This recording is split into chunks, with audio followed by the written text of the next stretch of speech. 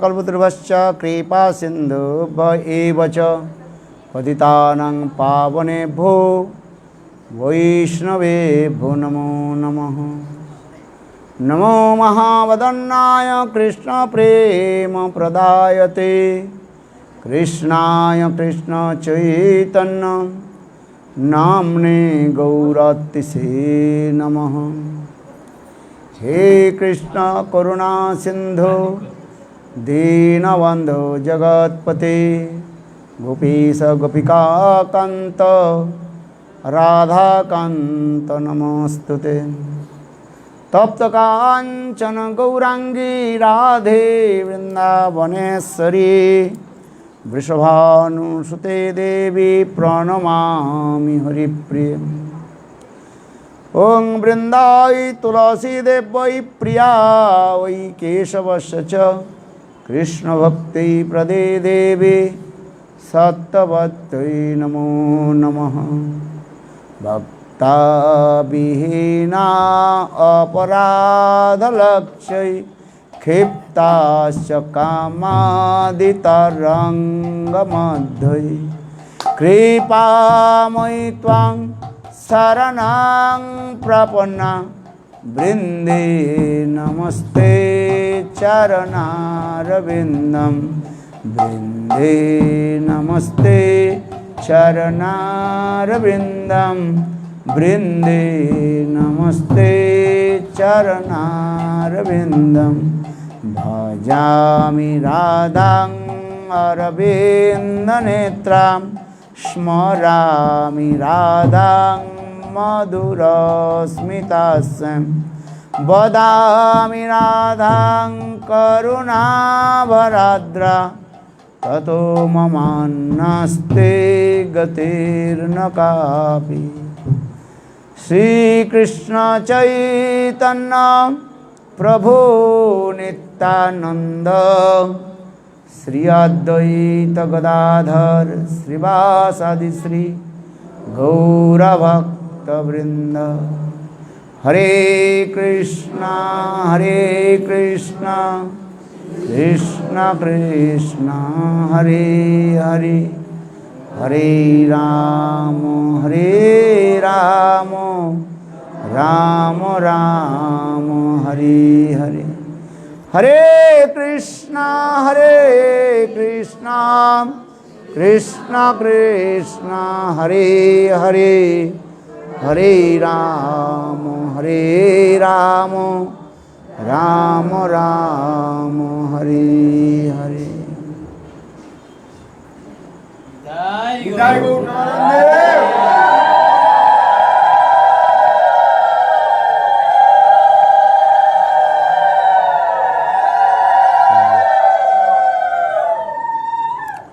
You sit this side, otherwise you are tall, can you see that? सर्वाग्रे मध्य गुरुपाद पद्म नित्यलीला प्रविष्ट ओं विष्णुपाद अष्टोत्तर शतस्य श्रीमद् भक्ति वेदांत श्रील वामन गोस्वामी महाराज एवं सन्यास गुरु नित्यलीला प्रविष्ट ओं विष्णुपाद अष्टोत्तर शतस्य श्रीमद् भक्ति वेदांत श्रील नारायण गोस्वामी महाराजेर अभय चरण कमले अनंत कोटि साष्टांग दंडवत ज्ञापन करी। तत्पश्चात नित्यलीला प्रविष्टं विष्णुपाद अष्टोत्तर शतस्य श्रीमद् भक्ति वेदांत स्वामी महाराज एवं नित्यलीला प्रविष्टं विष्णुपाद अष्टोत्तर श्रीमद् भक्ति वेदांत तीर्थ गोस्वामी महाराजेर चरण सरोजे हमार यथायथ दंडवत प्रणाम एवं उपस्थित सन्यासीवृंद मातृवृंद गौरगत सज्जनवृंद एवं हरिकथा पिपासु श्रोतृवृंद सबार चरणे हमार यथायथ दंडवत प्रणाम स्वीकार हो।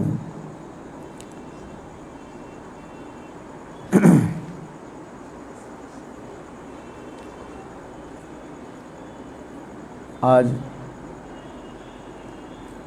আমি প্রাতঃকাল থেকে এখন পর্যন্ত জার্নি করে আসছি। তো আপনাদের সম্মুখে দুই চার কথা একটু হরিকথা বলবার প্রয়াস করছি। এখানে হয়তো আপনারা শ্রবণ করেছেন জগন্নাথ দেবীর রথযাত্রা এবং তাহার মাহাত্ম্য। এখানে পাঠ হয়েছে কিনা জগন্নাথ দেবীর কথা? হ্যাঁ, হয়েছে। জগন্নাথ পতিত পাবন জগন্নাথ তিনি বৎসরের মধ্যে একবার মন্দির থেকে বের হয়ে সুন্দরাচলে তিনি গমন করেন। সেই সুন্দরাচলকে বলা হচ্ছে কি না,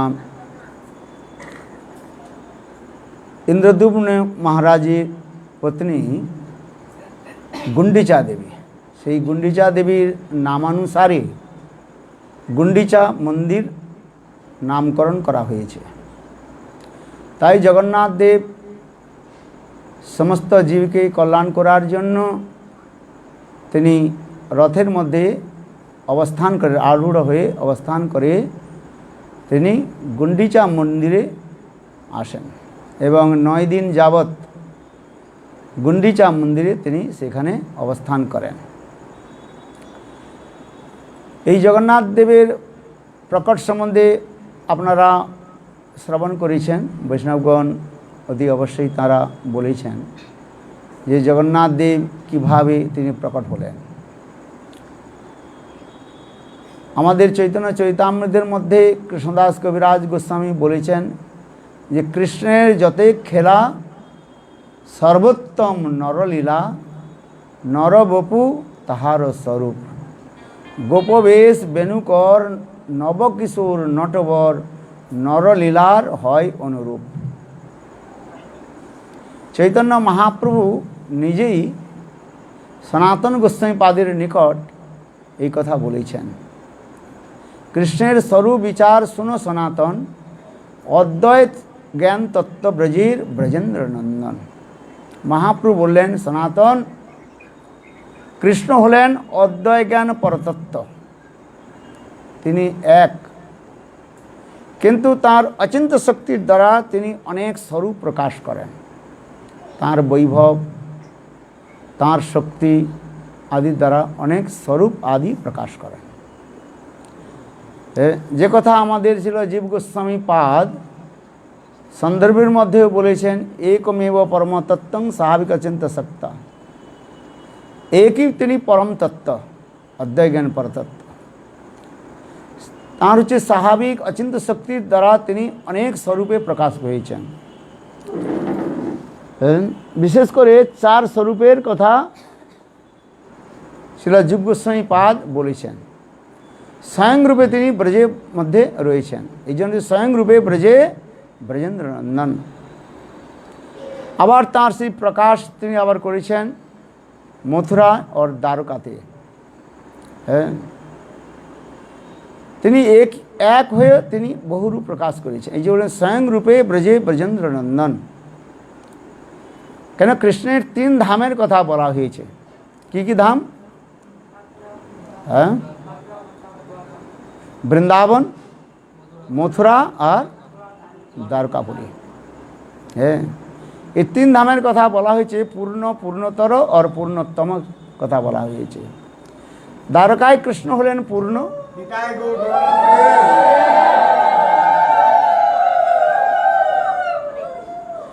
আর মথুরা হলেন তিনি পূর্ণতর, আর বৃন্দাবনে তিনি হলেন পূর্ণতম। এইভাবে কৃষ্ণের অনেক লীলা কথা বলা হয়েছে। তো আমি আপনাদের কাছে সংক্ষেপে সেই কথাগুলো বলছি। ব্রজনন্দন কৃষ্ণ তিনি বৃন্দাবন থেকে অন্যত্র কোথাও যান না, এ কথা শাস্ত্রের মধ্যে বলা হয়েছে। বৃন্দাবনং পরিত্যজ্যং পাদমেকম ন গচ্ছতি। ব্রজনন্দন কৃষ্ণ, নন্দনন্দন যে কৃষ্ণ, যাকে যশোদানন্দন বলা হয়, সেই যশোদানন্দন তিনি কখনো বৃন্দাবন ছেড়ে অন্যত্র কোথায় যায় না। তিনি সদা সর্বদা কোথায় থাকেন? বৃন্দাবনেই থাকেন। তার প্রকাশ বলা হয়েছে মথুরাধীশ, আবার দ্বারকাধীশ। শাস্ত্রের মধ্যে বলা হয়েছে যে কৃষ্ণ বৃন্দাবন থেকে মথুরা, আর মথুরা থেকে দ্বারকায় গমন করলেন, এই কথাগুলো আপনারা হয়তো শুনেছেন। কিন্তু এই কথার মধ্যে বিশেষ রহস্য আমাদের আচার্যপাদগণ বলেছেন। সেই রহস্যগুলো উদ্ঘাটন করা হয়েছে, বলা হয়েছে কি, যে কৃষ্ণ, বৈনন্দন কৃষ্ণ তিনি ব্রজেই থাকেন। যখন অক্রূর কৃষ্ণ আর বলরামকে বৃন্দাবন থেকে যখন মথুরাতে নিয়ে এলেন, তখন ওই অক্রূর ঘাটের কাছে বৃন্দাবন কৃষ্ণ, মথুরার বৃন্দাবনের সীমানা অক্রূর ঘাট বলা হয়েছে। সেই অক্রূর ঘাটের কাছে বৃন্দাবন কৃষ্ণ তিনি ওইখান থেকে কী হইলেন, রথ থেকে অন্তর্হিত হয়ে গেলেন। আর সঙ্গে সঙ্গে যখন অক্রূরের রথ মথুরা সীমানার মধ্যে প্রবেশ করল, তখন মথুরাধীশ কৃষ্ণ সেখানে অবস্থান করলেন।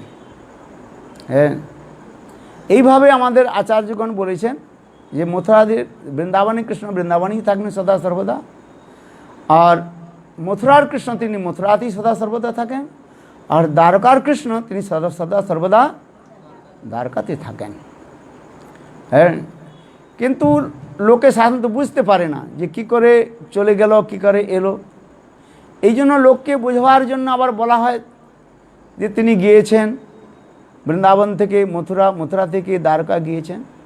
কিন্তু এগুলো হচ্ছে যোগ মায়ার দ্বারা সব কার্যগুলি হয়েছে। হ্যাঁ, যারা উন্নত মার্গের ভজন সাধকগণ রয়েছেন, ভজন সাধন করছেন, তারা এই কথাগুলো বুঝতে পারে। এগুলো হচ্ছে অত্যন্ত নিগুড় শাস্ত্রের তত্ত্ব সিদ্ধান্ত বলা হয়েছে। কেন এই শ্লোকটা বললাম, বৃন্দাবনং পরিত্যজ্যং পাদমেকং ন গচ্ছতি। বৃন্দাবনে কৃষ্ণ বৃন্দাবন থেকে তিনি কখনো যান না। তার কে গিয়েছেন, তার প্রকাশ আদি গিয়েছেন, কিন্তু তিনি এক। তাহলে কৃষ্ণ এখন কোথায় আছেন? বৃন্দাবন থেকে দ্বারকায় আছেন। মথুরা থেকে দ্বারকা, যে কথাগুলো আপনারা শ্রবণও করেছেন, যে কৃষ্ণের লীলাগুলো বলা হয়েছে, দুই ভাগে ভাগ করা হয়েছে। একটা হচ্ছে পূর্বার্ধ লীলা, আর একটা হচ্ছে পরার্ধ লীলা বলা হয়েছে। বৃন্দাবন লীলাকে বলা হচ্ছে পূর্বার্ধ লীলা, আর মথুরা বা দ্বারকা লীলাকে বলা হচ্ছে পরার্ধ লীলা। এগুলো দশম স্কন্ধের মধ্যে এগুলো ভাগ করে দেখানো হয়েছে। যে কৃষ্ণ বৃন্দাবনে অনেক লীলা আদি করেছেন। হ্যাঁ, বৃন্দাবনে তার যে পরিকরগণ রয়েছেন তাদের সঙ্গে করেছেন, যেখানে কৃষ্ণ বাৎসল্য রস আস্বাদন করেছেন নন্দ যশোদার সঙ্গে, তিনি সেখানে জন্মগ্রহণও করেছেন। মা যশোদার গর্ভ থেকে জন্মগ্রহণ করেছেন, যাকে বলা হয়েছে জন্মলীলা। আবার কৃষ্ণ সেখান থেকে অনেক বাল্যলীলা আদি করে ধীরে ধীরে তিনি আবার সখাদের সঙ্গে গোচারণ লীলা আদি করেছেন। তা থেকে তিনি সক্ষরস আস্বাদন করেছেন। তারপরে কৃষ্ণ গোপীগণের সঙ্গে অনেক প্রকার রাস বিহার আদি করেছেন। তারপরে কংসের দ্বারা প্রেরিত হয়ে অক্রূর বৃন্দাবনে আসেন, और কৃষ্ণ বলরামকে বৃন্দাবন থেকে মথুরা নিয়ে আসেন। और সেইখানে কৃষ্ণ কংসকে সেখানে বধ করেন, যাকে কংসবধ লীলার কথা বলা হয়েছে। কুবলয় হস্তি পীড়া, হ্যাঁ, তাকে বধ করা হয়েছে। চাণুর মুষ্টিক আদি সেখানেও বধ হয়েছে। আবার সেখানে কৃষ্ণ অনেকও লীলা করেছেন। হ্যাঁ, কংস মারা যাওয়ার পর কংসের দুইজন পত্নী ছিল, কি নাম বলুন তো? অস্তি আর প্রাপ্তি। তাদের পিতা জরাসন্ধের নিকট তারা গিয়ে অনেক উল্টে সিধা কথাগুলো বলেছেন। হ্যাঁ, তখন জরাসন্ধ হ্যাঁ নিজের কন্যার বৈধব্য দশা দেখে, বৈধব্য বুঝতে পারছেন, বিধবা দশা দেখে তিনি আরও ক্রোধিত হলেন। তখন জরাসন্ধ কী করলেন না, মথুরাকে ধ্বংস করার জন্য আর কৃষ্ণ বলরামকে দণ্ড দেওয়ার জন্য 18 বার মথুরাপুরীকে আক্রমণ করেন। 17 বার যখন কেবল আক্রমণ করলেন, কৃষ্ণ কী করলেন, জরাসন্ধের সমস্ত সৈন্যগুলোকে মেরে ফেললেন। তারপরে 18 বার যখন আক্রমণ করলেন, তখন কৃষ্ণ কি করলেন না মথুরাবাসীকে সমস্তকে নিয়ে তিনি দ্বারকায় এলেন। দ্বারকার আসার আগে কৃষ্ণ ওই স্বর্গের যে আর্কিটেক্ট রয়েছে কি বলা হয়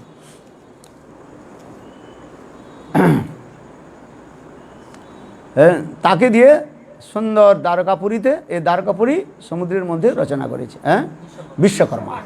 হ্যাঁ, বিশ্বকর্মার দ্বারা সুন্দর সুরচিত বিশাল দ্বারকাপুরী তৈরি করেছেন।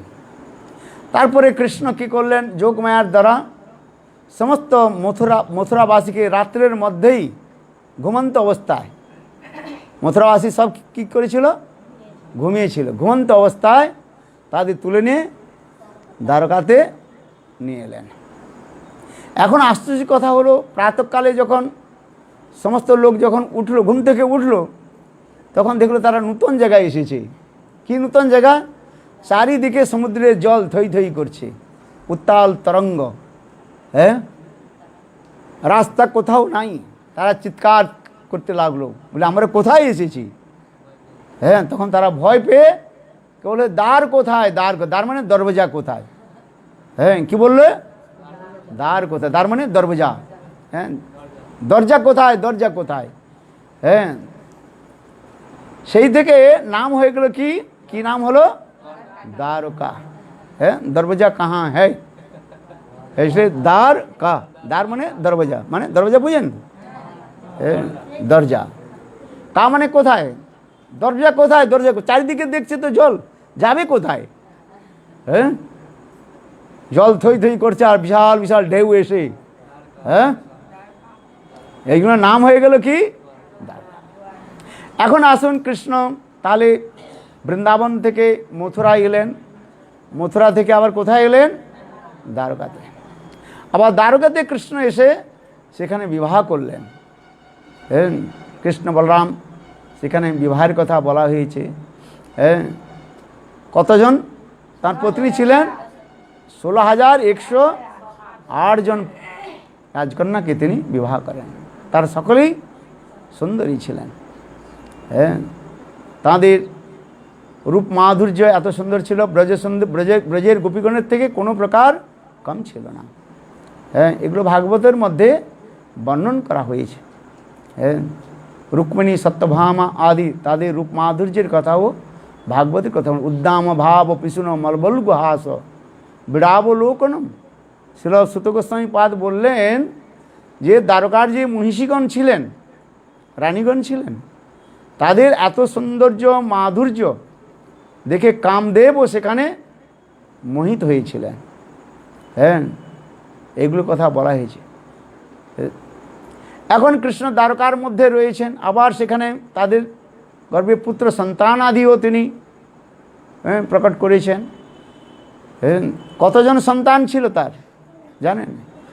এক এক পত্নীর গর্ভে 10 পুত্র আর এক এক করে কন্যা। তাহলে আমি হিসাব লাগান, ম্যাথামেটিক্স লাগিয়ে দিন। তাহলে কৃষ্ণের কত পুত্র আর কত কন্যা ছিলেন? আপনাদের এক পুত্র আর এক কন্যা হতেই তো আপনাদের বলেন কি হাম এক আর हमारे एक, हम दो हमारे दो, না क्या বলতে লেখা থাকে না, हम दो हमारे दो, মানে আমি, আমার পত্নী আর আমার একজন ছেলে আর একজন মেয়ে, বাস। কিন্তু দ্বারকার মধ্যে দেখুন ভগবান 16,108 স্ত্রী। হ্যাঁ, আবার তাদের গর্ভে 10 জন করে পুত্র, একজনকে কন্যা, মানে 11 জন, মানে 11 জন পুত্র কন্যা। হ্যাঁ, তাহলে হিসাব করে ফেলুন ম্যাথমেটিক্স। এত বিশাল পরিবার। হ্যাঁ, আমাদের ঘরের মধ্যে 2-4 জন হলেই ঘাম ছুটে যায়। হ্যাঁ, পরিবেশন করা, খাওয়া দাওয়া কোথা থেকে পারো, তাই না? কিন্তু এটা কেন করে? ভগবান বলে। এটা ভগবানের সঙ্গে সম্ভব, আমাদের সঙ্গে সম্ভব না, মনুষ্যের মধ্যে সম্ভব নয়। একজন পত্নীকে পালন পোষণ, একজন পুত্রকন্যাকে পালন পোষণ করতে কত কষ্ট হয় না? হ্যাঁ, 2 জন পত্নী হলে তো আরও ঘরের মধ্যে বিশৃঙ্খলা হয়ে যাবে, হবে না? হ্যাঁ, যাকে বলা হয় কি সতীন বলা হয়। সতীন শব্দ শুনেছে? হ্যাঁ, ভাগবতের মধ্যে এগুলো বলা হয়েছে। হ্যাঁ হ্যাঁ, তো দেখুন ভগবানের পক্ষে এগুলো সম্ভব হয়েছে, মনুষ্যের পক্ষে সম্ভব না। ভগবান সেখানে সুন্দর গৃহ আদি নির্মাণ আদি করেছেন, সমস্ত পত্নীগণ সেখানে রয়েছেন, পুত্র কন্যাগণের পুত্রগণগুলো আবার কেউ নয়, সামান্য কেউ নয়। হ্যাঁ, শাস্ত্রের মধ্যে বলা হয়েছে যে দেখুন একবার আমাদের গুরু মহারাজ একটা কথা শ্লোক বলতেন, এই জগন্নাথের সম্পর্কে একটা শ্লোক বলতেন। এক সময় নারদ ঋষি ভ্রমণ করতে করতে এই জগন্নাথপুরীতে উপস্থিত হয়েছেন। এখন জগন্নাথপুরীতে কে রয়েছেন বলুন তো, কে রয়েছেন? দারুব্রহ্ম রূপে ভগবান শ্রীকৃষ্ণ রয়েছেন, যাকে হ্যাঁ কি বললাম দারুব্রহ্ম ভগবান সেখানে বিরাজমান রয়েছেন, যাকে আমরা জগন্নাথ দেব এই রথের মধ্যে বসে তিনি যাচ্ছেন। 3টা রথ হয়, জগন্নাথ, বলদেব আর সুভদ্রা। এখন নারদ ঋষি এই জগন্নাথের এই রূপ দর্শন করে তিনি আশ্চর্য হলেন। কী রূপ? হাত নাই, পা নাই, হ্যাঁ কানও নাই, হ্যাঁ নাকও কি হয়ে গেছে, ঠিক মতো নাকও আবার নাই, হ্যাঁ কেবল চোখ দুটো রয়েছে, আবার কত বড় রয়েছে, গোল গোল রয়েছে, ডাইলিট আইজ। হ্যাঁ বাস, জিসকে বলা হয় না, এই জন্য উড়িষ্যা ভাষা বলা হয় চখানন বলা হয়। কী বলা হয়? চখানন, জয় চখানন, জয় চখানন, উড়িষ্যা লোকের মানে বড় বড় চোখ, আর কিছু নয়। হ্যাঁ, যাকে আমাদের বাংলায় এক কথা বলে ঠুটো জগন্নাথ বলে না, কি বলে বাংলায় কথা বলেন তো? ঠুটো জগন্নাথ মন্দির কি কোনো কাজ নেই, না হাত নেই, পা নেই, চলতে পারে না, কিছু না, কি কান নেই, শুনতে পায় না। এই জন্য যে শুনতে পায় না, কাজ করতে পারে না, কেবল বসে থাকে, খায় দায় ঘুমায়, আমাদের বাংলায় কি বলে? ঠুটো জগন্নাথ, মানে কোনো কাজের নয়। হ্যাঁ, এখন কি হচ্ছে, নারদ ঋষি এই রূপ ভগবানের দারুব্রহ্ম রূপ দর্শন করে প্রণাম করলেন, আর প্রণাম করে ঠাকুরকে জিজ্ঞাসা করলেন, প্রভু আপনার এই রূপ কেন হলো? আপনার তো অনেক সুন্দর সুন্দর রূপ রয়েছে। আগে বললেন না, কৃষ্ণের যত রূপ রয়েছে সমস্ত সুন্দর রূপ। কী রূপ? বর্ণনন্দন সুন্দর। হ্যাঁ, যা আমাদের শ্রীমদ্ ভাগবতের মধ্যে বলা হয়েছে, কৃষ্ণের সর্বোত্তম রূপ বলা হয়েছে কি? হরিনন্দন সম্মান। এই জন্য মহাপ্রভু বললেন, আগে বললাম, কৃষ্ণের যত খেলা সর্বোত্তম নরলীলা, নরবপু তাহার স্বরূপ, গোপবেশ বেণুকর, নবকিশোর নটবর, নরলীলার হয় অনুরূপ। কৃষ্ণ বৃন্দাবনের মধ্যে সমস্ত রূপের মাধুর্যকে তিনি প্রকাশ করেছেন। সেই রূপটা কি বলা হয়েছে না? ত্রিভঙ্গ ললিত রূপ রয়েছে। হ্যাঁ, 3 দিকে বাঁকা, চরণে, কোমরে আর এই ঘাড়ে, মাথার এর মোড়ে বাঁকা রয়েছে। হ্যাঁ, এই জন্য কি বলে? বাঁকি বিহারী বলে না, বলো বাঁকে বিহারী কি? হ্যাঁ, আজ বাঁকি বিহারী। কিন্তু দেখুন তাঁর সেই যে রূপ অত্যন্ত সুন্দর বৃন্দাবনে। হ্যাঁ, বরহাপীড়ং নটোর্বপু কর্ণকর্ণিকারম বিব্রতবাসো কনকবিশং বৈজন্তমালম রন্ধ্রানুবেন রথর সুদেহ পুরণ গোপবৃন্দৈ বৃন্দারণং সবধর্মণং প্রাবিশত গীতিকীর্তি। হ্যাঁ, সুখদেব গোস্বামী পাদ পরীক্ষিত মহারাজের নিকট এই কৃষ্ণের সুন্দর রূপ বর্ণন করলেন। শ্রীমদ্ ভাগবতের মধ্যে অনেক কৃষ্ণের অনেক রূপের কথা তো বর্ণনা রয়েছে, কিন্তু তার মধ্যে 3টি রূপের কথা বিশেষ করে বলা হয়েছে। একটা হচ্ছে কি, এই যে বরাহপীড়ন শ্লোকের কথা বললাম, আর একটা হচ্ছে যাজ্ঞিক পত্নীগণ কৃষ্ণকে দর্শন করে যে রূপের বর্ণন করেছিলেন। আর একটা রূপের কথা বলা হয়েছে ব্রহ্মস্তুতির মধ্যে বলা হয়েছে। সময় হলেই কথাগুলো বলবো। এখন কৃষ্ণের যে সর্বোত্তম রূপ, হ্যাঁ নররূপ, মনুষ্যের রূপ, হ্যাঁ বাইবেলের মধ্যে একটা কথা বলা হয়েছে, god created man after his own image. ভগবান অনেক পশু পক্ষী প্রাণীগণকে সৃষ্টি করলেন, কিন্তু তাতে ভগবান প্রসন্ন হলেন না। তখন ভগবান কি করলেন, নিজের রূপের মতো মনুষ্যকে সৃষ্টি করলেন। কার মতো? নিজের রূপ। এই জন্য বাইবেলের মধ্যে কথা বলা হয়েছে, god created man after his own image. Image শব্দ কথা আসবে, হ্যাঁ, যেমন আপনার চোখ রয়েছে, কান রয়েছে, নাক রয়েছে, হাত রয়েছে, পা রয়েছে, ফটোটা ওইভাবেই হবে। ঠিক তদ্রূপ দেখুন, ভগবান সমস্ত রূপের জীবকে প্রকট করে তিনি প্রসন্ন হলেন না। তিনি অন্তর কিসে রূপ প্রকাশ করলেন? নিজের রূপের মতো মনুষ্যকে সৃষ্টি করলেন। হ্যাঁ, এই জন্য ভগবানের রূপকে বলা হয়েছে সর্বোত্তম, বলা হয়েছে সর্বোত্তম রূপ, সুন্দর রূপ রয়েছে।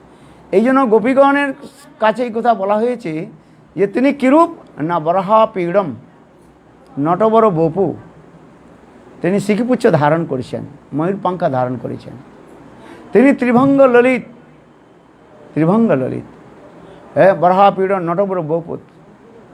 আর কানের মধ্যে তিনি কর্ণিকা, এক প্রকার পুষ্প রয়েছে লাল আভাযুক্ত কর্ণিকা পুষ্প, তিনি কখনো এক কানে ধারণ করেন, কখনো অপর কানে ধারণ করেন। আর তিনি সুন্দর বিব্রত বাস ও কনক বিষয় বৈজন্ত মালম, হ্যাঁ, বিদ্যুতের মতো সুন্দর, হ্যাঁ, কাপড়কে তিনি ধারণ করেছেন, যাকে বলেছি পীতাম্বর, পীতম্বর পীতাম্বর, পীতবস্ত্র ধারণ করেছেন।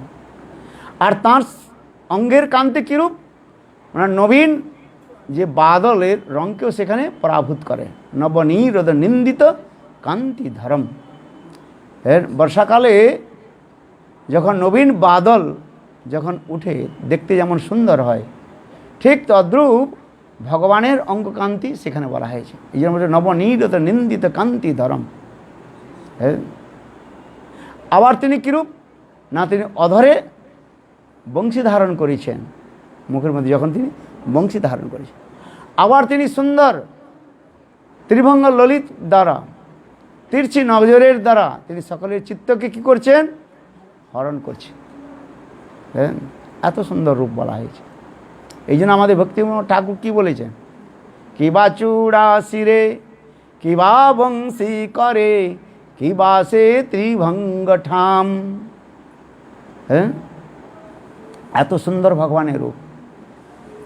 আসে আমাদের কথার মধ্যে, এখন নারদ ঋষি তাই বললেন যে প্রভু আপনার বৃন্দাবনে এত সুন্দর রূপ, সেই রূপের সঙ্গে এই রূপ কী করে হলো আবার? হ্যাঁ, আপনার হাত নাই, পা নাই, কান নাই, হ্যাঁ, এমনকি চোখের ওই কি বলে কি, হ্যাঁ, পালকও নেই, চোখের পলকা থাকে না, হ্যাঁ, কি বলে, পিছা বলে না কি বলে, পলক, হ্যাঁ, পলকও নেই। হ্যাঁ, এই রূপ কেন হয়েছেন? আর এক জায়গায় স্থির হয়ে বসে আছেন। তখন ভগবান বললেন, হে নারদ, আমার এই রূপের কথা তোমাকে বলি শোনো। আমি এই জন্য বসে আছি, কি করব, সংসারের মধ্যে ঝগড়া হয়, সংসারের মধ্যে সুখ নাই। আচ্ছা, কে সুখী আছে বলুন, হাত উঠিয়ে দিন একজন। কেউ সুখী নাই, কেন? সব অসুখী। হ্যাঁ, আরে না, আপনারা সকলেই সুখী। যারা হরিভজন করেন তারা সুখী, যারা হরিভজন করেন না তারা হচ্ছে অসুখী। আসুন এখন কথার মধ্যে জগন্নাথ কি বললেন, ঠাকুর কি বললেন, নারদ কি আর বলবো সংসারের কথা, দুঃখের কথা কাকে বলি বলুন? হ্যাঁ, আচ্ছা, এই কথাটা সত্য কি নয়? আপনি আপনার দেখুন, যার কাছে বসুন, কথা কি বলে, কেউ ঘরের ভালো কথাটা কেউ বলে না। কি কথা বলেন বলুন তো? সব সংসার দুঃখের কথাটা বলে। হ্যাঁ, সুখের কথাটা কেউ বলে না। আপনি যে কোনো লোকের সঙ্গে বসুন, ছেলে হোক মেয়ে হোক, সব কি বলে, দুঃখের কথা। হ্যাঁ, আমি যদি বলি আপনি কেমন আছেন, উপর থেকে বলেন তো ভালো আছে, আই এম ওকে। তারপরে কি বলেন জানেন, মহারাজ কি আর বলবো,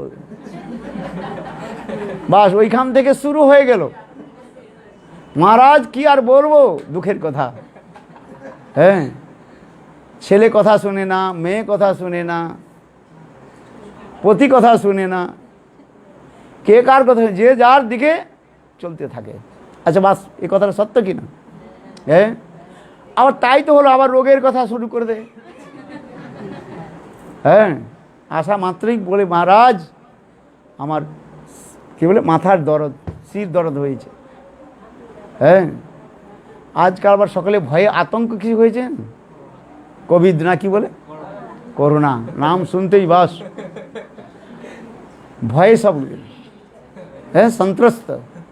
কেবল আমরা না, পৃথিবীর সমস্ত লোক আজ ভয়ে সন্ত্রস্ত, আতঙ্ক সৃষ্টি হয়েছে। হ্যাঁ, আতঙ্ক সময় বুঝতে পারছি, এত সৃষ্টি হয়েছে আর কি বলা যায়, সব দুঃখী, কি আর বলে। ঠিক তাই বললেন ভগবানও বললেন নারদ, সংসারের কথা কি আর বলবো।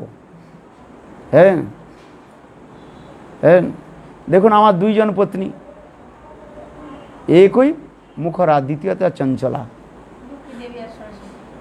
এক তো মুখরা, মুখরা কাকে বলে জানেন? মুখরা দেবী, হ্যাঁ ঝগড়াটে। হ্যাঁ আপনি ঠিক বলেছেন, আপনি যদি একটা কথা বলেন না 10টা কথা শুনিয়ে দিবে, আছে না? হ্যাঁ, ঘরের মধ্যে হ্যাঁ একটা কথা বললে কি বলে 10টা কথা শুনিয়ে দিবে, আর বলতেই থাকে, কথা বন্ধই হবে না, বিলকুল কিছু কি টেপ রেকর্ড চলতে থাকে যখন। হ্যাঁ, এই জন্য ভগবান বললেন আমার দুইজন স্ত্রী, এক ও মুখরা, দ্বিতীয় চঞ্চলা আছো। আর দ্বিতীয় পত্নী কি? চঞ্চলা। চঞ্চলা মানে কি? অস্থির, এক স্থানে থাকে না। লক্ষ্মী দেবী না? হ্যাঁ, ধনের অধিষ্ঠাত্রী দেবতাকে কি বলা হয়? লক্ষ্মী দেবী। লক্ষ্মী দেবী এক স্থানে থাকে না। আজ আপনার কাছে 10 টাকা রয়েছে, দেখবেন কাল তো বহু দূরের কথা, 10 সেকেন্ড বাদে হয়নি, কোথায় চলে গেছে। হ্যাঁ, বাজারে গেলেন, দেখো 10 টাকা সব চলে গেল। চঞ্চলা। আবার হাতের মধ্যে পয়সা থাকে না, এক হাত থেকে সব সময় চলতে থাকে। এই জন্য প্রথমের স্ত্রী কি বললাম? মুখরা। ঘরে কাজ করে, সারাদিন কাজ করে যখন গৃহে ফিরলাম একটু শান্তি পাই, স্ত্রীর স্নেহ অঞ্চলের দ্বারা কিছু বসি, কিন্তু বসা তো দূরের কথা, বাস শুরু হয়ে গেল। হ্যাঁ, এই জন্য বলছেন মুখরা। দ্বিতীয় চঞ্চলা আছো, দ্বিতীয় পত্নী কি? চঞ্চল, এক স্থান में স্থির হয়ে বসে নাই। হ্যাঁ, মানে ঘরে কাম করে এলাম, কাজ টাজ করে এলাম, আচ্ছা পতি পত্নী একসাথে বসি তো খাই কম সে কম, বলে ও भी नहीं। হ্যাঁ, বলো না। আর পুত্র মেকং ভুবন বিজয়ী, পুত্রের কথা কি বলবো। হ্যাঁ, কার্তিকেয় পুত্র এত সুন্দর যে এক জায়গায় থাকে না, বাস সবসময় কি করে ঘুরে বেড়ায়। হ্যাঁ, কি বলে? হ্যাঁ, বাস আর কি করব। আচ্ছা তাই হলো, কই বাত। এখন একটু শয়ন করি, বিশ্রাম তো করি। শয়ন ভগবান কোথায় শয়ন করেন জানেন? বলুন তো, কার উপর শয়ন করেন? সাপের উপর। হ্যাঁ, পর্ণগারী। হ্যাঁ, কিন্তু দেখুন সে সাপ আবার কি করে না, আমার যে বাহন যে রয়েছে তার সঙ্গে ঝগড়া করে। ভগবানের বাহন কে রয়েছেন? গরু। হ্যাঁ, তা ঘরের মধ্যে শান্তি কোথায় বলুন? হ্যাঁ, ঘরের মধ্যে এই জন্য বলছি বাবা কি করি, কেবল দেখবে শুনবে আর বলবে না। আমার গুরু মহারাজ বলতেন, কি বলতেন? দেখবে শুনবে বলবে না। এই বললে না সেখানে ঝগড়া হয়। হ্যাঁ, আচ্ছা ঝগড়া কোথায় হয়? যদি আপনি বলেন, আর যদি না বলেন, পত্নী বলতে থাকুক, আপনি চুপচাপ হ্যাঁ কানটাকে কান বন্ধ করে দেন, কাল কিছুক্ষণ বলার পর আপনি সব। আচ্ছা সত্য হয় কিনা? এই জন্য ভগবান বললেন স্মারং স্মারং, হ্যাঁ দারু ব্রহ্ম মুরারে। এই জন্য দারু ব্রহ্ম হয়ে আমি এখানে বসে আছি। বলো বৃন্দাবন বিহারী লাল। ये तो ভগবানের কথা শ্রবণ করলাম আপনারা। এখন আসল কথা আসা যায় যে ভগবান কিভাবে এই জগন্নাথ রূপে কিভাবে প্রকট হলেন। যে বিগ্রহ আপনারা দারু ব্রহ্মের কথা যে শ্রবণ করলেন, এই দারু ব্রহ্ম, দারু মানে কি, কাকে দারু বলা হয়, কি কাঠ। হ্যাঁ, এই জগন্নাথের বিগ্রহ অন্য কোনো ধাতুর দ্বারা নির্মাণ হয় না। হ্যাঁ, যেমন আমাদের চৈতন্য মহাপ্রভুর কথা বলা হয়েছে। হ্যাঁ, নিম কাঠের দ্বারা চৈতন্য মহাপ্রভু বিগ্রহ প্রকাশ হয়। ঠিক তদ্রূপ জগন্নাথ বিগ্রহ দারু ব্রহ্ম বলা হয়। হ্যাঁ, এই বাস্তবে এই জগন্নাথ কে হলেন? কৃষ্ণ। এই কৃষ্ণই তিনি কি হলেন না দারু ব্রহ্মরূপে প্রকাশিত হয়েছেন। এখন এইখানে সুন্দর একটা ইতিহাস রয়েছে, আপনাদের কাছে বলি। দেখুন, দ্বারকার মধ্যে আগেই বললাম 16,108 মহিষীগণ সেখানে রয়েছেন। রুক্মিণী, সত্যভামা থেকে নাগনজিত্য, লক্ষ্মণা, জাম্বুবতী, এরা সমস্ত সেখানে রয়েছেন। একদিন তারা সমস্ত মহিষীগণ একত্রিত হয়ে নিজেদের মধ্যে জিজ্ঞাসা করছে, আলোচনা করছে। দেখো, আমরা হচ্ছেন 108 জন রয়েছে, 16,108 জন। হ্যাঁ, আর আমাদের প্রতি কয়জন? একজন, কৃষ্ণ। হ্যাঁ, আর আমরা সদা সর্বদা প্রয়াস করি পতিদেব সন্তুষ্ট কিভাবে হয়, তার খাওয়া পরা, তার দিকে সব দিকে আমাদের লক্ষ্য থাকে। হ্যাঁ, কিন্তু আমরা দেখেছি তিনি কখনো আমাদের উপর সন্তুষ্ট নন। হ্যাঁ, কৃষ্ণ দ্বারকার মধ্যে রয়েছেন, সদা সর্বদা সেই ব্রজের কথা চিন্তন করেন। হ্যাঁ, কখনো কৃষ্ণ সেই ব্রজবাসীদের নাম চিন্তন করে কাঁদতে থাকেন, ছোট ছোট বালকের মতো কাঁদতে থাকেন, হা হুতাশ করতে থাকেন। হ্যাঁ, কখনো জোর জোরে বলেন, হে ললিতে, হে রাধে, হে বিশেখে, হ্যাঁ তোমরা কেন ক্রন্দন করছো? আমি বৃন্দাবনে আসছি। কখনো নন্দ যশোদার নাম নিয়ে সেখানে কান্দন করতে থাকেন। হ্যাঁ, কখনো গাভীগুলোর নাম নিয়ে কৃষ্ণ সেখানে হ্যাঁ ক্রন্দন করেন।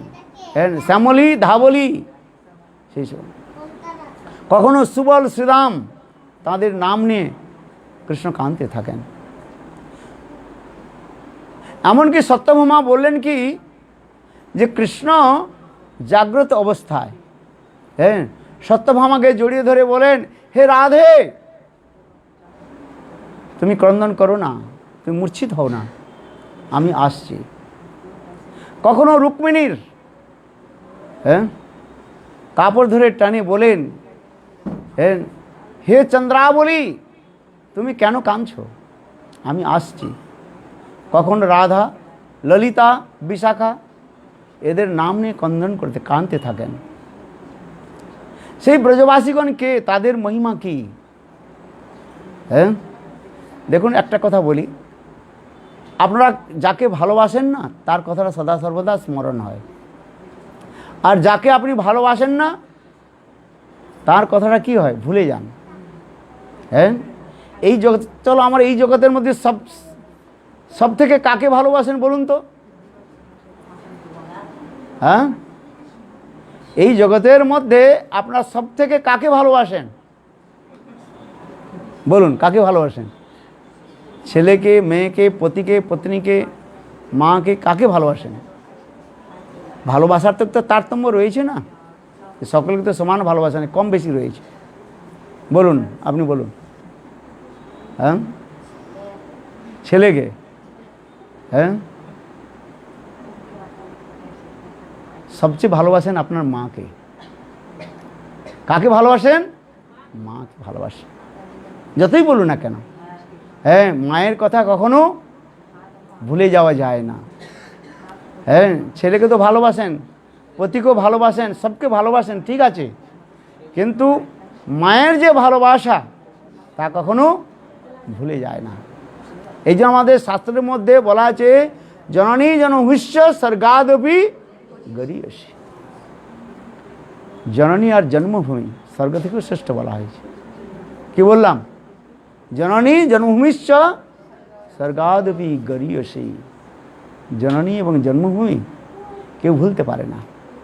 হ্যাঁ, আপনি বিবাহ করে যখন শ্বশুরালয়ে আসেন কাঁদেন কেন? হ্যাঁ, সেই মায়ের ভালোবাসা কিন্তু আপনি ভুলতে পারেন না। হ্যাঁ, বিবাহ করে যখন আপনার প্রতিগৃহে আসেন, দেখুন 1-2 মাস তো ঘুম হয় না, কান্নাই জাগে। হ্যাঁ, সেই পিত্রালয়ের কথা, মায়ের স্নেহ মমতা প্রীতির কথা আপনি চিন্তন করতে থাকেন। তারপরে ধীরে ধীরে পুত্র কন্যাদি হওয়ার পর সেখানে হয়তো প্রেমটা সেখানে একটু ভাগাভাগি হয়ে যায়, সেটা অন্য কথা। কিন্তু বাস্তব রূপে আমরা বিচার করে দেখেছি শাস্ত্রের মধ্যে যে মায়ের যে ভালোবাসা স্নেহ প্রীতি কেউ ভুলতে পারা যায় না। হ্যাঁ, এ বাস্তব সত্য। এই জগতের মধ্যে কে আপনাকে সবচেয়ে ভালোবাসে বলুন তো? মায়ের ভালোবাসা। হ্যাঁ, শত দুঃখ কষ্টে যিনি আমাদের লালন পালন করেছেন। তাই আমাদের বেদের মধ্যে বলা হয়েছে, হ্যাঁ, আমাদের প্রথম গুরুকে মা। হ্যাঁ, মাতৃদেব ভব। বেদের মধ্যে বলা হয়েছে কি মাতৃদেব ভব। প্রথম আমাদের গুরু হলেন মা। দ্বিতীয় গুরু কে হলেন? পিতৃদেব ভব, পিতার কথা সেখানে বলা হয়েছে। তৃতীয় গুরুর কথা বলা হয়েছে কি আচার্য দেব ভব। এগুলো বেদের মধ্যে বলা হয়েছে। হ্যাঁ, কিন্তু মা তো আমাদের হাতটা ধরে, অঙ্গুলিটা ধরে হ্যাঁ চলা শিখিয়েছেন। যখন বালক যখন চলতে পারে না, ওই দেওয়ালটা ধরে একটু দাঁড়িয়ে পড়ে, তখন মা কি করেন? আঙুলটা ধরে আমাদের চলা শিখিয়েছেন। সমস্ত রক্তকে তিনি দুধে পরিণত করে তিনি আমাদের স্তনপান করিয়েছেন। হ্যাঁ, তাই না? আপনাদের সকল অভিজ্ঞতা রয়েছেন। হ্যাঁ, 9 মাস 10 দিন হ্যাঁ আমাদের তিনি গর্ভে ধারণ করেছেন। কত কষ্ট। হ্যাঁ, তারপরে তিনি আবার আমাদের জন্ম দিয়েছেন, তাতেও কত কষ্ট হয়েছে মায়ের। আবার মা কি করেছেন? তিনি আমাদের লালন পালন করেছেন। যখন ছোট শিশু ছিলাম, পায়খানা পেশাব কোথায় করেছি? বিছানার মধ্যে, শীতের রাত্রির মধ্যে। হ্যাঁ, মায়ের বস্ত্রের মধ্যে পায়খানা পেশাব করে দিয়েছি। হ্যাঁ, কিন্তু মা কি করেছেন? আমার যে পায়খানা পেশাবের যে কাপড়, তার মধ্যে তিনি শুয়েছেন। আর আমাকে তিনি কোথায় শুয়েছেন? গরম লেপের মধ্যে শুয়েছেন। লেপ বলে না কেবল তাকে। হ্যাঁ, তিনি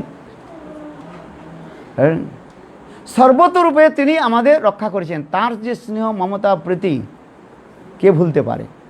এই জন্য আমাদের শাস্ত্রের মধ্যে বলা হয়েছে মাতৃঋণকে আমরা কখনো শোধ করতে পারবো না।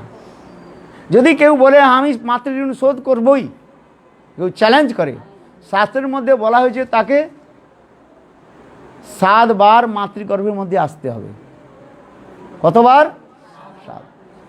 তো 7 বার যদি আপনি মাতৃগর্ভে আসেন, তাহলে কয়টা মা হবে আপনার? 7টা তো মা। তাহলে কি করে আপনি এক মায়েরই ঋণ শোধ করতে পারবেন না, আর 7 জন মায়ের কি করে ঋণ শোধ করবেন? সম্ভব নয়। মায়ের যে স্নেহ মমতা প্রীতি, আপনার দেখুন আমাদের জন্ম থেকে মৃত্যু পর্যন্ত কে আমাদের স্মরণ করেন? মাই স্মরণ করে। হ্যাঁ, আজ এই জন্য বাংলা একটা কীর্তন আছে, হ্যাঁ আপনারা জানেন হয়তো। হ্যাঁ, বলে যখন মারা যায় না, তখন আপনাকে কি বল, তখন কে কাকে, কার জন্য কে কাঁদবে? হ্যাঁ, কি বলে? বলবো কি বলবো না? বলবো। এই আপনারা তো জানেন সব।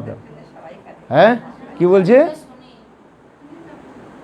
হ্যাঁ, পিতা কাঁদে মাসিকের জন্য, স্ত্রী কাঁদে 3 দিন, আর জননী সে যে বাঁচবে সে কাঁদবে ততদিন। এগুলো বৈষ্ণব পদাবলীর মধ্যে রয়েছে। হ্যাঁ, এগুলো বৈষ্ণব পদাবলীর মধ্যে রয়েছে। যারা পাড়া কীর্তন করে তারা এগুলো বলেন। হ্যাঁ, আপনারা কিছু মনে করবেন না। হ্যাঁ, এই জন্য বলা হয়েছে মৃত্যুর পর পত্নী কতদিনের জন্য কাঁদে? 3 দিন বলা হয়েছে। হ্যাঁ, এগুলো কথার মধ্যে কথা বলা হয়েছে, আপনারা মনে করবেন না কিছু। এই জন্য শাস্ত্রের মধ্যে বলে স্ত্রী কাঁদে 3 দিন আর পিতা কাঁদে মাসিকের জন্য। পিতা কয়েকদিন কাঁদে? 1 মাস। আর জননী সেজো কাঁদবে, সেজে বাঁচবে যতদিন। হ্যাঁ, মা জননী কতদিন আমাদের জন্য কান্নাকাটি করেন? তিনি যতদিন বাঁচবেন এই সংসারে। আপনি কখনো আপনার ছেলেদের ভুলে যাবেন? হ্যাঁ, ছেলেদের ভুলে যায়। হতে পারে আপনার ছেলে আপনাকে ভুলে যায় কখনো, কিন্তু আপনি কখনো আপনার ছেলেকে ভুলতে পারবেন না। ভোলা যায় না। হ্যাঁ, সম্ভব না। হ্যাঁ হ্যাঁ, ছেলের জন্য সকলেই কাঁদি। ছেলের যে স্নেহ, মমতা, প্রীতি, হ্যাঁ, কেন না মা সেখানে তাকে কত কষ্ট করে প্রতিপালন করেছেন। হ্যাঁ, এই জন্য বলা হয়েছে। যাই আমার কথার প্রসঙ্গের মধ্যে আসি। হ্যাঁ, এই জন্য শাস্ত্রের মধ্যে আবার কি বলা হয়, তাই তারা বলছেন সেই নন্দ যশোদা কে, যার জন্য কৃষ্ণ সদা সর্বদা কান্নাকাটি করে, বলে না হে বাপ পিতানন্দ মহারাজ, মা যশোদা। হ্যাঁ, কৃষ্ণ কখনো মা যশোদার স্মরণ করে কাঁদতে থাকেন। হ্যাঁ, হা হুতাশ করতে থাকেন। হ্যাঁ, যে আমি কত দূরে চলে এসেছি, কত দিন হয়ে গেল মায়ের চরণ দর্শন হয় নাই। হ্যাঁ, অনেক দিন হয়ে গেল, কোথায় তারা? সেই ললিতা বিশাখা, সেই যমুনা, হ্যাঁ, নীল যমুনা। কৃষ্ণ যখন সেই কৃষ্ণ চিন্তন করছেন বৃন্দাবনের, সেই যমুনার এখন নীল জল এখনো যেন হাত ছানি দিয়ে ডাকছে। হ্যাঁ, আর যমুনা কি করছেন? কল কল কল কল করে প্রবাহিত হচ্ছেন, যেন বলছেন কৃষ্ণ তোমার বিরহে সকলেই রোদন করছে, কাঁদছে। হ্যাঁ, তুমি কোথায়? মোর না নাচিত কোয়েল না বলত। কৃষ্ণ যখন বৃন্দাবন থেকে যখন চলে গিয়েছেন, হ্যাঁ, মথুরা দ্বারকা, সেই সময় থেকে বৃন্দাবন যেন উজাড় হয়ে গেছে। উজাড় সময় কিছু নাই। হ্যাঁ, সকলেই দুঃখিত। দেখুন এখানে বৃন্দাবনের সমস্ত প্রাণী সমূহ, পশু পক্ষী থেকে আরম্ভ করে নন্দ যশোদা সুবল শ্রীদাম গোপ গোপী বৃক্ষ আদি সখাগণ কৃষ্ণের জন্য সেখানে কান্নাকাটি করছেন। তাহলে ব্রজের লোক তারা কি করছেন? কৃষ্ণের জন্য কান্নাকাটি করছেন। আর কৃষ্ণ দ্বারকায় বসে কাঁদছে। কার জন্য কাঁদছেন? কৃষ্ণ ব্রজবাসীদের জন্য। আর ব্রজবাসী জন কার জন্য কাঁদছেন? কৃষ্ণের জন্য। হ্যাঁ, কেন? প্রেম সে রয়েছে। প্রেম এক তরফ হয় না। যেমন আপনি এক হাতে কখনো তালি বাজবে হাতে তালি। তালি দিতে হলে কি দরকার? আমরা বলে রাধে রাধে রাধে, 2 হাতে তালি দেই তো। তার তাৎপর্য কি? প্রেমটা কখনো একতরফা হয় না। প্রেমটা হয় 2 দিকে আসে। কৃষ্ণ যেমন ব্রজবাসীর জন্য কাঁদছেন, আবার সেই ব্রজবাসীগণ কৃষ্ণের জন্য কান্নাকাটি করছে। হ্যাঁ, এই জন্য রুক্মিণী, সত্যভামা, নাগনজিত্ত যতগণ মহিষীগণ ছিলেন, তারা সকলে মা রোহিণী দেবীর নিকট প্রার্থনা করলেন। রোহিণী দেবীকে বলদেবের মা। মা রোহিণী দেবীর নিকট বললেন যে আপনি তো অনেক দিন ব্রজের মধ্যে ছিলেন, এই ব্রজের কথা আপনি জানেন, সেই ব্রজবাসীগণের কথা আমাদের কিছু শ্রবণ করান, যে কৃষ্ণের সঙ্গে ব্রজবাসীগণের কতটা ঘনিষ্ঠ সম্বন্ধ প্রেম ছিল, সেই কথা আমাদের শ্রবণ করান। আমরা শুনতে চাই। হ্যাঁ, কেন আমাদের প্রতি কৃষ্ণ সদা সর্বদা সেই সকল ব্রজবাসীদের নাম নিয়ে কাঁদতে থাকেন? হ্যাঁ, এই যে বললাম আগে, কখনো দিনের বেলায় কৃষ্ণ এত ভাবের মধ্যে আবিষ্ট হয়ে যান, সত্যভামাকে জড়িয়ে ধরে বলে রাধে বলে কান্নাকাটি করেন। হ্যাঁ, রুক্মিণীর কাপড় ধরে বলেন, হ্যাঁ হে চন্দ্রাবলী তুমি কোথায়? সেই চন্দ্রাবলী রাধারানী, ললিতা, বিশাখা তারা কোথায়? তাদের প্রেমটা কি আমাদের কাছে বলুন। তখন মা রোহিণী দেবী বললেন, দেখো এই ব্রজের প্রেমটা হচ্ছে অতীব গুড় কথা, মানে অত্যন্ত গোপনীয় কথা। গীতার মধ্যে বলা হয়েছে, যেমন গীতার মধ্যে অনেক গোপনীয় কথা বলা হয়েছে। হ্যাঁ, ভগবান অর্জুনকে বললেন, হে অর্জুন অনেক গুহ্য কথা রয়েছে, গুহ্যতর আর গুহ্যতম। হ্যাঁ, আর সর্বগুহ্যতমের কথা বলা হয়েছে। হ্যাঁ, গীতা অধ্যয়ন করেছেন কি? কে কে গীতা পড়েছেন হাত উঠান তো। গীতা পড়েননি আপনারা? গীতা পড়বেন। হ্যাঁ, এই জন্য গীতার মধ্যে যে কথাগুলো বলা হয়েছে, গুহ্যতর গুহ্যতম আর সর্বগুহ্যতম, শ্রীর্মে সর্বগুহ্যতম। স্বয়ং ভগবান অর্জুনকে বললেন, হে অর্জুন সমস্ত গুহ্য অত্যন্ত গোপনীয় কথা তোমাকে বলছি শোনো। হ্যাঁ, আমি এই জন্য বলছি কম্পারেটিভ ডিগ্রি দিয়ে আর সুপারলেটিভ ডিগ্রি যাকে বলা হচ্ছে, হ্যাঁ এই কথাগুলো বলা হচ্ছে এখানে, যে সেই সকল ব্রজবাসীগণের সর্বোত্তম প্রেমের মহিমা আমাদের শ্রবণ করান। তখন মা রোহিণী বললেন, দেখো মহিষীগণ, ব্রজবাসীর যে প্রেমের কথা সে কথা তোমরা বুঝতে পারবে না।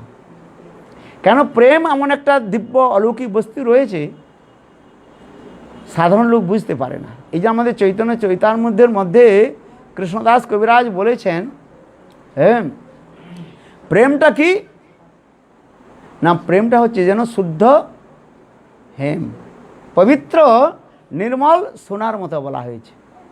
হ্যাঁ, পবিত্র হেম বলা হয়েছে, যেন জাম্বু নদ হেম নীলকে না হয়।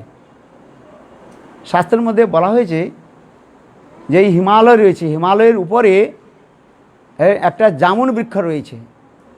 জামুন বৃক্ষ জানেন? জাম গাছ রয়েছে। হ্যাঁ, আর সেই জাম গাছের নিচে একটা নদী প্রবাহিত চলছে। যখন ওই জাম গাছের ফলগুলো যখন পেকে যায়, কীরকম হয় এগুলো বলুন তো? জামুন খেয়েছেন আপনারা? সফেদ না হচ্ছে হলদি? হ্যাঁ, কালো। হ্যাঁ, আচ্ছা। যখন জাম ফলগুলো যখন পেকে যায় এত সুন্দর হয়ে যায়, এত বড় বড় হয় আর কালো বর্ণ ধারণ করে, আর খেতে খুব সুন্দর লাগে, মিঠা লাগে। হ্যাঁ, আবার তাকে যদি একটু লবণ দিয়ে রাখা যায় 2-1 ঘন্টা, তারপরে যদি আপনি খান না, যেন অমৃত বলে মনে হবে। হ্যাঁ হ্যাঁ, এই জামুনের বৃক্ষের কথা বলা হয়েছে। কেন? এই চৈতন্য চৈতামৃতের মধ্যে এই কথাটা বলা হয়েছে, যেন জাম্বু নদ হেম। এই জাম্বু নদ হেমের কথা বলতে গিয়ে টিকাকার বলেছেন, হিমালয়ের সুউচ্চ প্রদেশে সেখানে একটা বিশাল জামুন বৃক্ষ রয়েছে, আর তার সেই জামুন বৃক্ষের নিচে একটা নদী প্রবাহিত হচ্ছে। এই জামগুলো যখন ফলগুলো যখন পেকে যায়, কালো কালো জামগুলো ফল পেকে যায় আর গাছ থেকে ঠপ ঢপ ঢপ ঢপ করে পড়তে থাকে। হ্যাঁ, আশ্চর্যের কথা রয়েছে সেখানে। সেই জাম ফলগুলো যখন পেকে গিয়ে কী হচ্ছে, যখন মাটিকে স্পর্শ করছে, হ্যাঁ নদীর তটের মাটিকে স্পর্শ করার সঙ্গে সঙ্গে এক প্রকার স্বর্ণ উৎপাদন হয়ে যায়। এক প্রকার কি হয়? সোনা। সেই সোনাটা অতীব মূল্যবান সোনা বলা হয়, স্বর্ণ বলা হয়। সেই স্বর্ণ এই জগতে আসে না, সঙ্গে সঙ্গে স্বর্গ থেকে দেবতাগণ এসে সেই সোনাগুলো নিয়ে চলে যায়, এই জগতে আসে না। এই জন্য চৈতন্য চৈতামৃতের মধ্যে কৃষ্ণ প্রেমের কথা বর্ণন করতে গিয়ে এই কথা বলা হয়েছে, যেন জাম্বু নদ হেম নীলকে না হয়। প্রেমটা এই জগতের কথা নয়। এই জগতে আমরা যাকে প্রেম বলি, বাস্তবে তা প্রেম নেই। কতক্ষণ পাঠ করতে হবে? হ্যাঁ, কি বল? 8:30। আচ্ছা, আর 5 মিনিট শেষ করে দিই তাহলে। হ্যাঁ, তাই না? হ্যাঁ, আচ্ছা শুনে, আচ্ছা ঠিক আছে, শেষ করে দিয়েছি। হ্যাঁ, আরে হর রোজ তো বাড়ি যায়, বাড়ি তো যেতেই হবে। নিজের বাড়িতে এসেছে, ভুল করে অন্যের বাড়িতে চলে যাচ্ছে। বাড়িতে তো এসেছেন, কিন্তু ভুল করে অন্য বাড়িতে যেতে হবে, আর ওখানে কষ্ট ভোগ করতে হবে। নিজের বাড়িতে এলে সুখ হয়, হ্যাঁ, কিন্তু সেই সুখের বাড়িতে থাকার কেউ থাকতে চায় না। বলে আমার বাড়িতে যায়, আরে তোমার বাড়ি দুঃখের বাড়ি, হ্যাঁ, ও ভাড়া বাড়ি। ওইখানে গেলে বলবে, মালিক বলবে পয়সা দাও, টাকা দাও। আচ্ছা চলো, আমার কথা সময় নষ্ট করে কথা নেই। এই জন্য শাস্ত্রের মধ্যে বলা হয়েছে নির্লোকে না হয়। হ্যাঁ, এই জগতে আমরা প্রেম বলি, সেটা বাস্তব প্রেম নয়। এই জন্য আমাদের বলে, মুখে বলে প্রেম প্রেম, বস্তুত তেজিয়া হেম, শূন্য গ্রন্থি অঞ্চলে বন্ধন। প্রেমানন্দ ঠাকুর বলেছেন। আবার কৃষ্ণদাস কবিরাজ বলেছেন প্রেম সম্বন্ধে, বলে কি বলেছেন? আত্মেন্দ্র প্রতিবাঞ্ছা তারে বলি কাম, কৃষ্ণেন্দ্র প্রতিবাঞ্ছা ধরে প্রেম নাম। যেখানে সসুখ বাসনা রয়েছে তাকে বলা হচ্ছে কাম বলা হয়, আর যেখানে কৃষ্ণ ইন্দ্রিয় তাৎপর্য সুখময় তাকে বলা হয়েছে প্রেম বলা হয়েছে। আসুন এই কথার মধ্যে যে সেই প্রেমের যে কথা, সেই প্রেমের কথা এই জগতের লোক জানে না। এই জন্য রোহিণী দেবী বললেন, আবার সেই প্রেম, কোন প্রেমের কথা বলা হচ্ছে? ব্রজপ্রেমের কথা। কোন প্রেমের কথা? ব্রজপ্রেমের কথা। এই জন্য ব্রজপ্রেমকে বলা হচ্ছে অতীব সর্বগুহ্যতম প্রেম বলা হচ্ছে। কি প্রেম বললাম? সর্বগুহ্যতম প্রেম। হ্যাঁ, বৈকুণ্ঠ, অযোধ্যা, দ্বারকা, মথুরা থেকে বৃন্দাবনের প্রেমেরকে বলা হচ্ছে সর্বগুহ্যতম প্রেম। সেই প্রেমের কথা সকলে বুঝতে পারবে না, ওই ঘর যাওয়ার জন্য ব্যস্ত। হ্যাঁ, যেখানে গেলে বাড়ি খেতে হয়, পিটান খেতে হবে, সেইখানে যেতে আমাদের ইচ্ছা হয়। এই জন্য প্রেমের কথা, প্রেম রাজ্যের কথা কে শুনবে? তাই রোহিণী দেবী বললেন, মা রোহিণী দেবী বললেন যে তোমরা সেই ব্রজের কথা তোমরা শুনতে বুঝতে পারবে না। আরে তোমরা তো ছেড়ে দিন, লক্ষ্মী দেবী পর্যন্ত সেই প্রেম, ব্রজের প্রেমের কথা উপলব্ধি করতে পারে নাই। তাই জন্য লক্ষ্মী দেবী এখনো পর্যন্ত বৃন্দাবনে, হ্যাঁ, যমুনার অপর পারে বেলবনে তপস্যা করছেন, তারও সেই ব্রজপ্রেমের প্রবেশ অধিকার হয় নাই। এই জন্য মা রোহিণী দেবী বললেন, বৈকুণ্ঠে লক্ষ্মী দেবীর যখন হয় নাই, তোমরা কি করে হবে? তোমরা বুঝবে কি করে? তথাপি তোমাদের উৎকণ্ঠা দেখে আমি একটু বলছি, শোনো। তখন মা রোহিণী দেবী কি বললেন? এইখানে বসে সুধর্মা সভার মধ্যে সকলে বসেছেন, হ্যাঁ, 16,108 মহিষীগণ বসেছেন। এখন বললেন কি, যেখানে কৃষ্ণ কথা হয় সেখানে কৃষ্ণ উপস্থিত হয়ে যান। আমাদের শাস্ত্রের মধ্যে বলা হয়েছে, একদিন নারদ ঋষি বললেন, ভগবানকে বললেন, ভগবান প্রভু আপনি কোথায় থাকে বলুন, ঠিক বলুন, নিষ্কপটে বলুন, আপনি সদা সর্বদা কোথায় থাকেন? তখন ভগবান বললেন, হে নারদ, নাহং বসামি বৈকুণ্ঠে, আমি সদা সর্বদা বৈকুণ্ঠেও থাকি না। তো কোথায় থাকে? ন চ যোগিন হৃদয়ে, আমি যোগীগণের হৃদয়েও থাকি না, যারা যোগ সাধনা করে, হ্যাঁ, সেই যোগীদের হৃদয়েও থাকি না। তো কোথায় থাকেন? নাহং বসামি বৈকুণ্ঠে ন চ যোগিন হৃদয়ে চ মদভক্ত যত্র গায়ন্তি তত্র তিষ্ঠামি নারদ। আমার ভক্ত কথা যেখানে কীর্তন হয় সেইখানে আমি সাক্ষাৎ রূপে প্রকট হয়ে যাই। হ্যাঁ, এখন মা রোহিণী তাই বললেন, এখন যদি কৃষ্ণের কথা বলা হয়, আবার সেই ব্রজবাসীগণের কথা বলা হয়, কৃষ্ণ বলরাম যেখানে থাকুক না কেন এখানে এসে যাবে। আবার তাদের সেই প্রেমের কথা যদি বলা হয়, হ্যাঁ, লজ্জা হবে। হ্যাঁ, এই জন্য শাস্ত্রের মধ্যে বলা হয়েছে, কখনো আত্মপ্রশংসা শুনতে নাই, হ্যাঁ, আর আত্মপ্রশংসা করতে নাই। হ্যাঁ, কখনো আত্মশ্লাঘা করিবে না। দ্বিতীয় ভাগে রয়েছেন, ঈশ্বরচন্দ্র বিদ্যাসাগরের দ্বিতীয় ভাগ পড়েছেন, ওইখানে লেখা আছে, দেখবেন, কখনো আত্মশ্লাঘা করিবে না। আত্মশ্লাঘের তাৎপর্য হলো কখনো আত্মপ্রশংসা করবে না। হ্যাঁ, আমি করেছি ম্যায় ম্যায় ম্যায় ম্যায় ম্যায় ম্যায় ম্যায় ম্যায় কোন করে? ছাগল করে ম্যায় ম্যায় ম্যায়। হ্যাঁ, আমি করি ম্যায় ম্যায় ম্যায় ম্যায় ম্যায়। এই জন্য শাস্ত্রের মধ্যে বলা হয়েছে কখনো আত্মপ্রশংসা করিবে না, এ আত্মশ্লাঘা করিবে না, তাতে পুণ্য ক্ষয় হয়ে যায়। হ্যাঁ, এগুলো আবার শাস্ত্রের মধ্যে বলা হয়েছে। আবার আত্মপ্রশংসা শুনতেও নাই, শাস্ত্রের মধ্যে বলা হয়েছে। তাই রোহিণী দেবী বললেন যদি কৃষ্ণ বলরাম এখানে এসে যায় তাদের সামনে এই ব্রজপ্রেমের কথা কি করে বলবো, হ্যাঁ তারা লজ্জিত হবেন। এই জন্য কী করলেন, সুভদ্রা দেবীকে বললেন, কৃষ্ণের ভগিনী সুভদ্রাকে বললেন তুমি এই দরজার কাছে বসো। এখন সুভদ্রা কি করলেন, ওই দরজার কাছে বসলেন আর দুইটা হাত এইরূপ করে রাখলেন আর শুনতে লাগলেন। কিন্তু দেখুন যখন মা রোহিণী দেবী ব্রজের কথা বলতে শুরু করেছেন, সকলে ব্রজের কথা শ্রবণ করছেন। হ্যাঁ, এত ব্রজের কথা কে শুনতে চায় না বলুন? শ্রীমদ্ ভাগবতের মধ্যে বলা হয়েছে নিবৃত্ত তরসৈ উপগীয়মানাৎ ভবু সদা স্তোত্র মন অভিরামাৎ কওত্তম শ্লোক গুণানুবাদাৎ পুনা পুমান বিরজ্যেত বিনা পশুঘ্নাৎ। এই সংসারে যারা দুঃখী তারা যদি কৃষ্ণ কথা শ্রবণ করে তারে দুঃখ দূর হয়ে যাবে, দুঃখ দূর হয়ে যাবে, দুঃখ ভুলে যাবে সব। হ্যাঁ, আবার যারা সংসারের সুখ আর দুঃখ উপলব্ধি করে যারা হচ্ছে জ্ঞানী হতে চাচ্ছেন, ব্রহ্মের লয় হতে চাচ্ছেন, তারা যদি কৃষ্ণ কথা শুনেন তারা কি করবেন, ব্রহ্ম ধ্যান ছেড়ে দেবেন। বলে কৃষ্ণ কথার এত মাহাত্ম্য রয়েছে। হ্যাঁ, আর তাহলে কৃষ্ণ কথা কে শুনতে চায় না? বলে যারা পশু হত্যা করে, বুচার পশু হত্যা যারা করে, এই যে বলছেন বিনা পশুঘ্নাৎ। আর তাৎপর্য কি, যারা কৃষ্ণ কথা শুনতে চায় না তারা হলেন কি পশুঘাতী।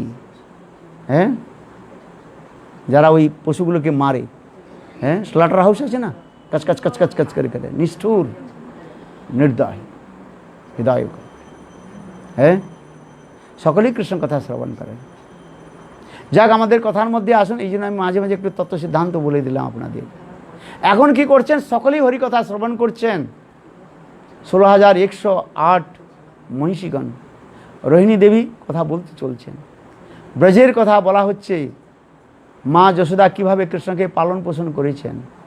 হ্যাঁ, সুন্দর সুন্দর কৃষ্ণের বাল লীলা কথা সেখানে বলা হয়েছে, কৃষ্ণের বাল্যকালের কথাগুলো সেখানে বর্ণন হয়েছে। হ্যাঁ, আবার কৃষ্ণ কেমনভাবে সখাদের সঙ্গে তিনি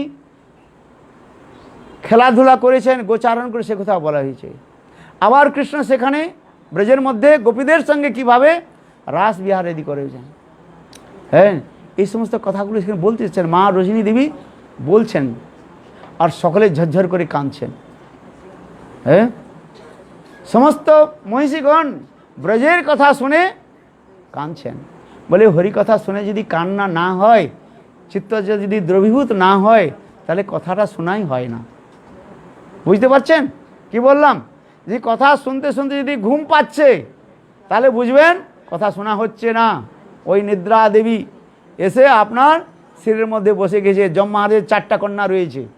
যেখানে হরিকথা হবে না সেখানে যম মহারাজের কয়টা কন্যা রয়েছে? 4টা কন্যা। যে আমাদের ত্রিদণ্ডী মহারাজের কথাগুলো শুনে, হ্যাঁ, ওই 4টা কন্যা এসে বাস ঘুমঝুমানি ঝুমঝুমানি, হ্যাঁ ঘুম পাড়ানি বার হয়ে যাবে, কথা শুনতে দেবে না ব্রজের কথা। হ্যাঁ, ও নিদ্রা আসবে। আর না হলে এমন এখানে কি হয়ে যায়, ওই হাতের মধ্যে চুলকানি হবে না, ও আপনি পালিয়ে যাবে। বলে কতক্ষণ আর বসবো মহারাজ? হ্যাঁ, টিভির কাছে বসে 2 ঘন্টা বসে থেকে 3 ঘন্টা বসে থেকে কোনো কষ্ট হয় না। হ্যাঁ, ঘর থেকে এখনও চলে যাবেন 12টা পর্যন্ত টিভি দেখবেন, এক চেয়ারে বসে, ঘাটটাও একটুও নাড়বে না। হ্যাঁ, জপমালাটা হাতে নিয়ে বাস 3 লাখ হরিনাম হয়ে গেছে 3 ঘন্টার মধ্যে, আর টিভিও দেখা হয়ে গেছে, বলো বৃন্দাবনে। আর এখানে 1 ঘন্টা বসে, হ্যাঁ 3 বার তো এইভাবে করছে, ওইভাবে করছে আর ঘুমাচ্ছে। বলে ভগবান কথা কেন না? ওই যম মহারাজের 3-4টা কন্যা এসে আপনাদের কথা শুনতে দিচ্ছে না। কিন্তু কথা শুনলে তো বৈকুণ্ঠে চলে যাবেন, ভগবত ধামে চলে যাবেন। হ্যাঁ, এই জন্য যম মহারাজের 4টা কন্যা বলা হয়েছে, কথাগুলো রয়েছে শাস্ত্রের মধ্যে। হ্যাঁ, এখন তাই বললেন কি, দেখুন কথা মা রোহিণী দেবী ব্রজের কথা যখন বলছেন, সমস্ত মহিষীগণ কী করছেন? কাঁদছেন। ব্রজের কথা শুনলে কান্না পায়। হ্যাঁ, এত মধুর কথা, সুন্দর কথা। আর দেখুন কথা বলছে, সকলে তন্ময় হয়ে শুনছেন। আর কখন কৃষ্ণ বলরাম এসে সুভদ্রা আর সুভদ্রার বাঁয়ে আর ডাঁয়ের তরফ বসে গিয়েছেন, বাঁ দিকে আর ডান দিকে বসে গিয়েছেন, তারও বুঝতে পারেন না। হ্যাঁ, আর সকলেই যখন কাঁদছেন, সেখন কৃষ্ণ বলরামও সেই গোপীগণের প্রেমের বিরহের কথা শুনে কৃষ্ণর বলরামের শরীরও কী হয়ে গেল? গলে গেল, পিঘলে গেল। আর তার সঙ্গে সঙ্গে সুভদ্রারও শরীর পিঘলে গেল। হ্যাঁ, দ্রবীভূত হয়ে গেছে একবারে, হাতও নাই, পাওয়ারও নাই। যেমন সূর্যের কিরণে বরফ যেমন গলে যায়, ঠিক তদ্রূপ হয়ে গেছে। একে বলা হচ্ছে মহাভাব প্রকাশ। হ্যাঁ, দেখুন এমন সময় নারদ ঋষি এখানে উপস্থিত হলেন। নারদ ঋষি ভগবানের এই রূপ দৃশ্য দেখে আশ্চর্য হলেন। তখন নারদ ঋষি কী করলেন? সেখানে স্তুতি করতে লাগলেন। হ্যাঁ, ভগবান কৃষ্ণের অনেক স্তব স্তুতি করলেন। তখন আবার ভগবান কৃষ্ণ পূর্ব অবস্থার ফিরে এলেন। তখন ভগবান বললেন, নারদ তুমি বর চাও। তখন নারদ বললেন, প্রভু যে ব্রজের কথা শ্রবণ করে, বিশেষ করে গোপীগণের প্রেম মাহাত্ম্য শ্রবণ করে আপনার যে শরীর যে দ্রবীভূত হয়ে গিয়েছিল, হ্যাঁ গলে গিয়েছিল, সেই দ্রবীভূত অবস্থাকে আমি দর্শন করতে চাই। আর ওই অবস্থাকে ওইরূপ বিগ্রহ জগতের মধ্যে আপনি প্রকট করান। তখন ভগবান বললেন, এমন এই হবে। সেই জন্য বলা হয়েছে, সেই ভগবানের যে বিগ্রহ, যে দ্রবীভূত বিগ্রহ, তাকে বলা হচ্ছে দারু ব্রহ্ম প্রকাশ বলা হয়েছে। হ্যাঁ, সেই দারু ব্রহ্ম ভগবান কৃষ্ণ, দ্বারকাধীশ কৃষ্ণ, তিনি এই জগন্নাথপুরীর মধ্যে এই লীলা করছেন। হ্যাঁ, তাঁর অপ্রাকৃত কলেবর রয়েছে, তিনি দর্শন করছেন, তিনি সমস্ত জীবীকে দর্শন দিচ্ছেন। হ্যাঁ, মানুষের মতো সেখানে লীলা আবার করা হয়েছে। এই জন্য আগামীকাল এই কথাগুলো বলবো, এখন সময় হয়ে গেছে।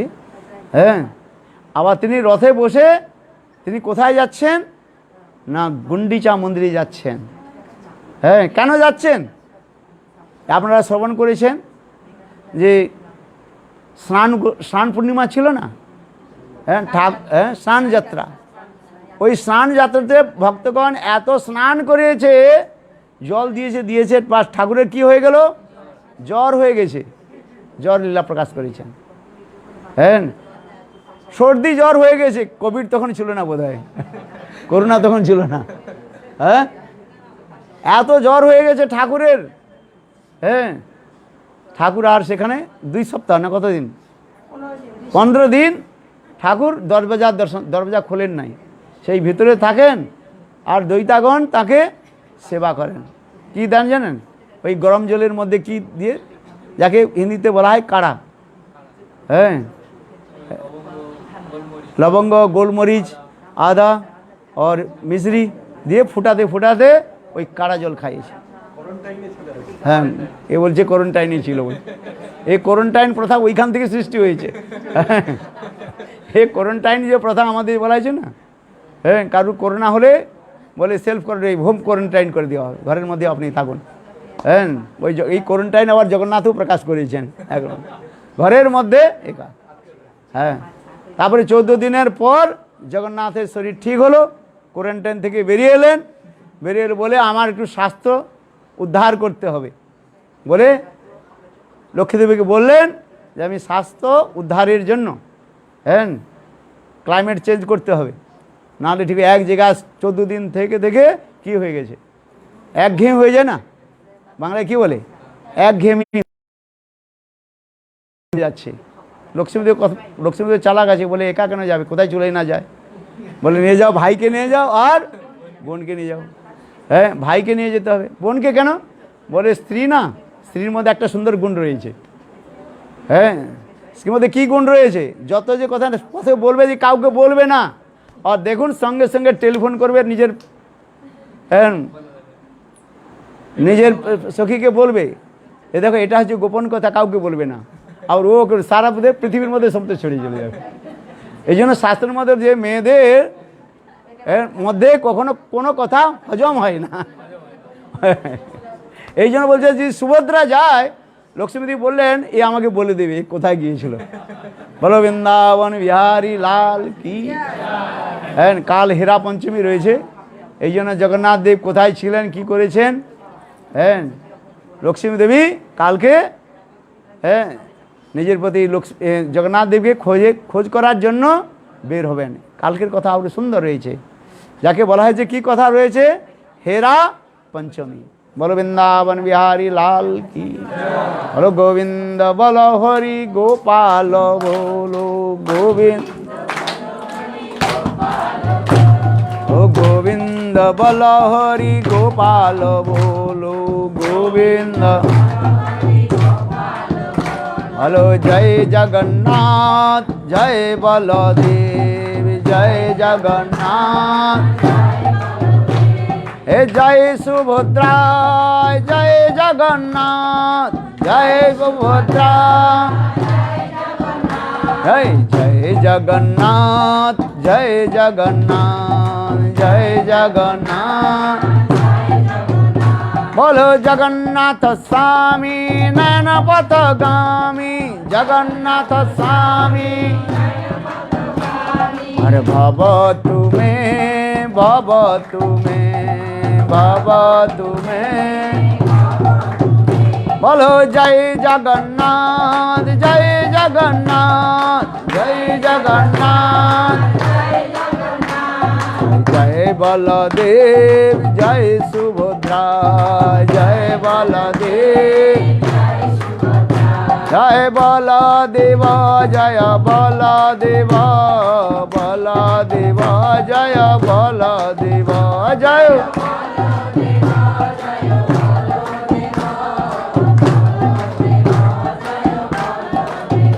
बोलो जय जय जगन्नाथ बलदेव सुभद्रा जीव की जय। रथ यात्रा महामहोत्सव की हरिनाम संकीर्तन की गौर प्रेमानंदे हरि हरि।